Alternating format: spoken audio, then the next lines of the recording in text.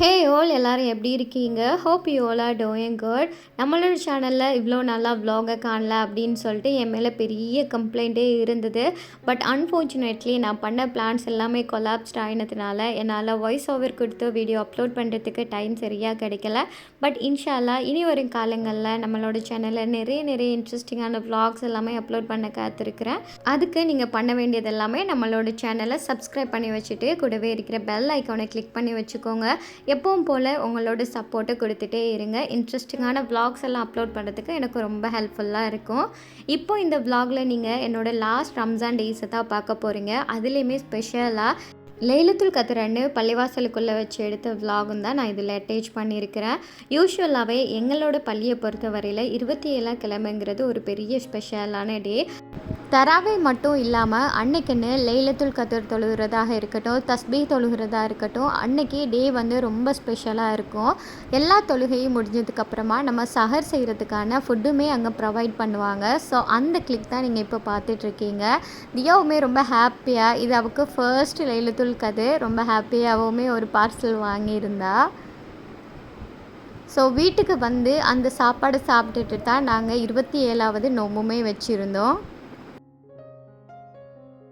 27வது நோன்பை வந்து திறந்துட்டு சிஸ்டர் வீட்டுக்கு போகிறதா பிளான் பண்ணியிருந்தோம். ஸோ இஃப்தாருக்கு அந்த நைட் வந்து எதுவுமே ப்ரிப்பேர் பண்ணல. இதுக்கப்புறமா நீங்கள் பார்க்க போகிறது வந்து எங்களோட ஜேர்னி vlog தான். அந்த ஜேர்னி vlog பார்த்திங்கன்னா ஃபர்ஸ்ட் டே வந்து ரொம்ப மோசமாக இருந்தது. நாங்கள் புக் பண்ணி போயிருந்த அந்த பஸ் பார்த்திங்கன்னா டயர் வந்து தனியாக கலண்டு ஓடிடுச்சு. நாங்கள் ஒரு மயிரிலையில் தப்பினோம் அப்படிங்கிற மாதிரி தான் அந்த நாளும் இருந்தது. நைட்டு 1:30 மாதிரி வந்து ரோட்டில் பஸ் நின்றுச்சு. எல்லாருமே அவரவர் வெஹிக்கிள் கூப்பிட்டு அவங்களால என்ன முடியுமோ அதை பண்ணி தான் அவங்க போக வேண்டிய இடத்துக்கு எல்லாமே போயிருந்தாங்க. நல்ல வேளை நாங்கள் வந்து பெட்டிக்கல்லோ ரயில்வே ஸ்டேஷனுக்கு முன்னாடி இருக்கிற ஒரு ரோட்டடியை நின்னதுனால ரயிலே போயிடலாம் அப்படின்னு சொல்லிட்டு மிட் நைட் 1:30க்கு தான் இந்த ட்ரெயினும் வந்து இருந்தது. ஸோ 1 மணி வரைக்கும் ரோட்டில் நின்று யோசிச்சுட்டே இருந்தோம் என்ன பண்ணலான்னு. ஃபைனலி சரி நம்ம இந்த ட்ரெயின்லேயே போயிடலாம், எல்லாம் வந்து அதை தான் நமக்கு நாடி இருக்கிறான் அப்படின்னு சொல்லிட்டு நாங்கள் ரயில்வே ஸ்டேஷன் வந்துட்டோம். பெட்டிக்கலோட்டு கிளம்பு 1:30க்கு ட்ரெயின் இருக்குதுன்னு சொல்லிட்டு ஆன்லைனில் பார்த்துருந்தோம். ஸோ ஆன்லைன்லேயே புக் பண்ணிடலான்னு நினச்சோம். பட் பக்கத்து ரோட்டில் இருந்துட்டு எதுக்காக ஆன்லைனில் புக் பண்ணணும், இதை விட்டால் நமக்கு வேறு வழியும் இல்லை இல்லையா. ஸோ அதனால் டிரெக்டாகவே ரயில்வே ஸ்டேஷன் போயிட்டு டிக்கெட்டும் எடுத்தாச்சு. ரொம்ப ஹரிபரியெல்லாம் இல்லாமல் கடைசியாக கிளம்புக்கு ட்ரெயின்லேயே வந்து பிளான் ஆகிடுச்சு. நம்ம ஒரு பிளான் பண்ணினா இறைவன் நமக்காக இன்னொரு பிளான் வச்சுருப்பாங்கிறது வந்து நான் ரொம்ப ஸ்ட்ராங்காக பிலீவ் பண்ணுறேன். ஏன்னா இந்த நோம்புக்கு நான் வீடியோ போடுறதா இருக்கட்டும், நான் எடுத்து வச்சிருந்த கண்டென்ட் ஆகட்டும், இல்லை நம்மளோட சேனலுக்கு க்ரோத் ஆகிறதுக்காகட்டும் நிறைய பிளான் பண்ணி வச்சுருந்தேன். பட் எல்லாமே வந்து ஒரு மாதிரி கொலாப்ஸ்ட் ஆன மாதிரி போயிடுச்சு. அதுக்கு நிறைய ரீசன் இருக்குது. அதில் மெயினான ரீசன் பார்த்திங்கன்னா எனக்கு சுத்தமாக உடம்பு சரியில்லாமல் போனது. தியா மெனாலியுமே வார்டில் அட்மிட் பண்ணுற அளவுக்கு போயிடுச்சு. ஸோ இந்த அளவுக்கு இருந்ததுனால என்னால் எந்த விஷயத்துலையுமே ஃபோக்கஸ் பண்ண முடியல. அதுக்கப்புறமா தான் கொஞ்சம் நார்மல் ஆகி நோன்பு வந்து ஹாஸ்பிட்டலில் வார்டில் இருந்து பிடிக்கிற மாதிரி எல்லாமே இருந்தது. ஆனாலுமே நம்ம நோன்பு விட்டுறக்கூடாதுங்கிறதுக்காக நான் ஹாஸ்பிட்டலில் வார்டில் தியாவை வச்சுட்டு கூட நோன்பு வச்சுருந்தேன். அந்த ரம்ஜான் மாதத்தில் நோன்பு பிடிக்காட்டி அதுக்கப்புறமா அதை பிடிக்கிறதே ரொம்ப கஷ்டமாக இருக்கும். அது மட்டும் இல்லாமல் அந்த மாதத்தில் பிடிக்கிற நோன்புக்கு இருக்கிற சிறப்பு மற்ற நேரங்களில் இருக்காது இல்லையா. அல்ஹம்துலில்லாஹ் நம்ம நோன்பை நல்லபடியாக வச்சாச்சு. இப்படியே பேசிட்டு நம்ம கொழும்புக்குமே வந்து சேர்ந்தாச்சு. 1:30 to 8:30 மாதிரி ரயில்வே ஸ்டேஷனுக்கு வந்து ரயில் வந்து நின்றுச்சு. அதுக்கப்புறமா அங்கே இருந்து சிஸ்டர் வீட்டுக்கு போகிறதுக்காக ஊபர் புக் பண்ணி போயிட்டுருந்தோம். இந்த கிளைமேட் வந்து பார்த்திங்கன்னா நம்ம நோம்போடு வர்றது அவ்வளோ கஷ்டமாக இருக்கும். ட்ரெயினில் தான் நானுமே வந்து நியத்து வச்சுருந்தேன்னு சொல்லலாம்.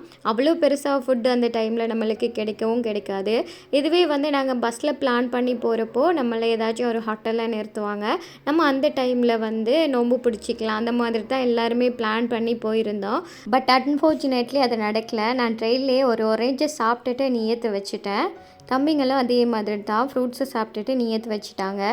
நோன்பு காலங்களில் நோன்பு விடுறதை விட ஒரு மனஸ்தாபமான விஷயம் ஒன்றுமே இருக்காது இல்லையா. அதனால என்ன நடந்தாலும் பரவாயில்ல, நோன்பு வச்சிடலான்னு சொல்லிட்டு ரயிலே நோன்பு வச்சாச்சு.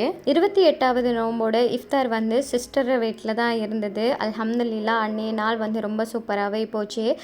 ரொம்ப நாளைக்கு அப்புறமா சிஸ்டர்ஸ் சேர்ந்தா என்னெல்லாம் நடக்குமோ அந்த விஷயங்கள் எல்லாமே நடந்தது. என்னதான் சிஸ்டர்ஸ் ஒன்றா இருக்கும்போது சண்டை போட்டாலும் அந்த மிஸ்ஸிங் ஃபீலிங்ஸ் அவங்க இல்லாத போய் இருக்கும் இல்லையா? அந்த மாதிரி தான் எங்கள் 2 பேருக்குள்ளேயுமே இருந்தது. நம்ம என்னதான் பக்கத்தில் இருக்கும்போது சண்டை போட்டுக்கிட்டாலுமே நம்ம அந்த பாண்டிங்கை எங்கே போனாலுமே விட்டு கொடுக்க மாட்டோம் இல்லையா? ஸோ அது எல்லா சிஸ்டர்ஸுக்குள்ளேயுமே இருக்கும்.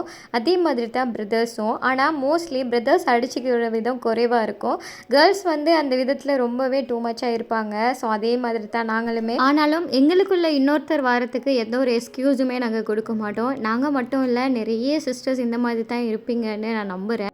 ரொம்ப பாண்டிங்காக இருக்கிற சிஸ்டர்ஸுமே இருப்பாங்க. எப்போவுமே அவங்க சண்டே போட்டுக்க மாட்டோம், நாங்கள் எப்போவுமே ஒரே மாதிரி தான் இருப்போம் அப்படிங்கிறவங்களும் இல்லை, நாங்கள் எப்போவுமே டாம் அண்ட் ஜெர்ரியாக தான் இருப்போம், ஆனாலுமே நாங்கள் ரொம்ப ஒரு லவ்விங்கான சிஸ்டர்ஸ் அப்படின்னு சொல்கிறவங்களும் மறக்காமல் கமெண்ட் பண்ணிட்டு போங்க. யாரெல்லாம் என்ன மாதிரி இருக்கீங்க அப்படின்னு சொல்லிட்டு நாங்களுமே பார்த்து தெரிஞ்சுக்கிறோம். பேசிக்கிட்டு இஃப்தார் வேலை எல்லாமே பண்ணிகிட்ருந்தோம். ஒவ்வொருத்தரும் ஒவ்வொரு வேலை செஞ்சோன்னா டக்குன்னு முடிஞ்சிடும் இல்லையா? ஸோ நானும் சிஸ்டரும் அப்படியே பேசிக்கிட்டே இஃப்தாருக்கான ஃபுட் எல்லாமே செஞ்சிட்டோம்.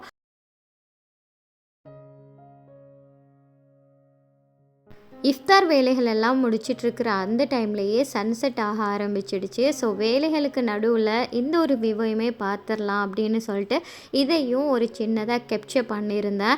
நம்ம எவ்வளோ தான் வேலைகளுக்குள்ளே இருந்தாலும் நம்மளுக்கு பிடிச்ச சின்ன சின்ன விஷயங்களை நம்ம அதில் இன்க்ளூட் பண்ணிக்கிறப்போ நம்ம பண்ணுற வேலையும் நமக்கு பெருசாக தெரியாது.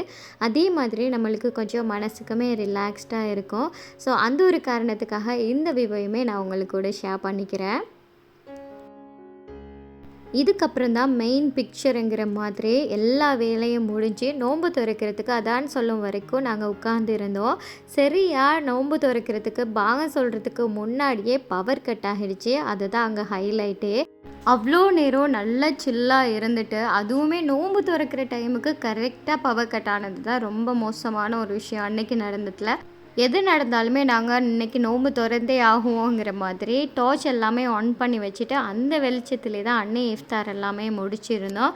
So uncle, aunty, brother, sister, brother in-law, உம்மா, வாப்பான்னு சொல்லிட்டு எல்லாருமே அன்றைக்கி நோம்பெல்லாம் திறந்து முடிச்சுட்டு எல்லாருமே தராவியாக போகிறதுக்கு ரெடி ஆகியாச்சு. எனக்கு 27 நோம்புமே கல்முனையில் கிடச்சிருந்துச்சு அல்ஹம்துலில்லான்னு. பட் நம்மளோட லாஸ்ட்டு 2 தராவியாகவே மிஸ் பண்ணுறதுக்கு எனக்கு மனசு வரல. எவ்வளோ தான் டயர்டாக இருந்தாலுமே பரவாயில்லன்னு சொல்லிட்டு கிளம்பி தராவியாக போயாச்சு.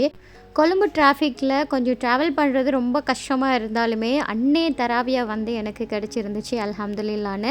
நானும் சிஸ்டரும் அன்றைக்கி தராவியாவை தொழுதுருந்தோம். 28வது தராவியாக எனக்கு கொழும்புல கிடச்சதும் அல்ஹம்துலில்லா. நம்மளுக்கு என்ன நினைக்கிறோமோ அதுதான் நடக்குங்கிற மாதிரி நம்மளோட நோன்பையுமே நான் மிஸ் பண்ணக்கூடாதுன்னு நினச்சேன். அதே மாதிரியே தராவியாவுமே மிஸ் பண்ணாமல் எனக்கு கிடச்சிருந்தது. அது மட்டும் இல்லாமல் எனக்கு இது கொஞ்சம் புது எக்ஸ்பீரியன்ஸாகவும் இருந்தது. நம்ம ஊரில் தொழுகிறதுக்கும் கொழும்புல தொழுகிறதுக்கும் நிறைய டிஃப்ரென்ஸுமே எனக்கு இருந்தது. நம்ம ஊரில் தொழும்போது சிறிய சிறிய சூறாவெல்லாம் ஓதுவாங்க. பட் நான் இங்கே தொழுவும் போது பெரிய சூறாவெல்லாம் ஓதினாங்க. நானே சில நேரங்களில் கன்ஃபியூஸ் ஆகிட்டேன், நம்ம என்ன தொழுகிறோன்னு. ஃபைனலாக எது தொழுகிறோன்னு எனக்கு கண்டுபிடிச்சி தொழுகிறதுக்கே கொஞ்சம் நேரம் ஆகிருச்சு. அல்ஹம்துலில்லான்னு அன்னைய தொழுகையுமே முடிச்சுட்டு நாங்களுமே இனி வீட்டுக்கு போகலான்னு சொல்லிட்டு இறங்கி வந்திருந்தோம். பட் வீட்டுக்கு போகிறதுக்கு முன்னாடி ஒரு ட்விஸ்ட்டுங்கிற மாதிரி பக்கத்துலேயே நான் லிமிட் இருந்ததுனால அங்கே ஷாப்பிங் பண்ணுறதுக்காக போயிருந்தோம். இதுக்கப்புறமா இன்ட்ரெஸ்டிங்கான நிறைய விலாக்ஸ், பிறநாள் ஈதுக்கு ஷாப்பிங் பண்ணது, இதுக்கப்புறமா எங்களோட ஈது எப்படி போச்சு எல்லாமே இனி வரப்போகிற வீடியோஸில் நான் ஷேர் பண்ணியிருப்பேன். மறக்காமல் நம்மளோட சேனலை நீங்கள் இன்னுமே சப்ஸ்கிரைப் பண்ணலைன்னா சப்ஸ்கிரைப் பண்ணி வச்சுக்கோங்க. உங்களுக்கு இந்த விலாக் பிடிச்சிருந்தா மறக்காமல் தம்ஸ் அப் பட்டனையுமே கிளிக் பண்ணி வச்சுக்கோங்க. இன்னும் ஒரு இன்ட்ரெஸ்டிங்கான விலாகோட நல்ல ஒரு கண்டென்ட்டோட உங்களை மீண்டும் சந்திக்கிறேன். Until then take care. அஸ்ஸலாமு அலைக்கும் வரஹ்மத்துல்லாஹி வபரகாத்துஹு.